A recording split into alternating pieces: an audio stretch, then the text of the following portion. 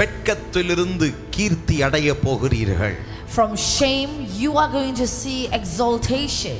நீங்கள் வெட்கத்திலிருந்து கனப்படுத்தப்பட போகிறீர்கள். From every shameful days you are going to be honored. அவமானத்தை சுமந்த நாட்களுக்கு ஈடாக நீங்கள் மகிமைப்படுத்தப்பட For போகிறீர்கள். all the days that you carried shame, the Lord is going to glorify you. துன்பத்தை கண்ட நாட்களுக்கு ஈடான சரியான மகிழ்ச்சியை காண For போகிறீர்கள். all the days of your sorrows you are going to see joy.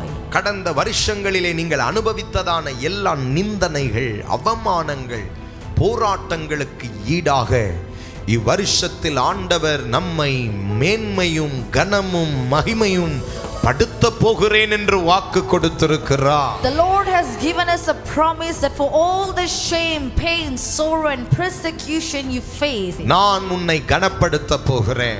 I am going to honor you. நான் உன்னை மேன்மைப்படுத்த I am போகிறேன். going to exalt you. நான் உன்னை ஆசீர்வதிக்க I போகிறேன். am going to bless you. நானே உன்னை கீர்த்தி அடைய வைக்க And போகிறேன். I alone shall cause your head to be lifted up. என்னாலே அன்றி இவைகளை உனக்கு செய்பவன் யார்? Who else can cause this in your life except for me? ஒரு மனிதனால் நம்மை கனப்படுத்த முடியுமா?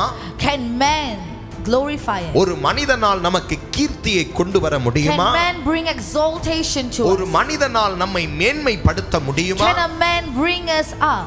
ஒரு மனிதனால நம்முடைய வெட்கத்தை கனமாக மாற்ற முடியுமா? Can a man turn our shame into honor?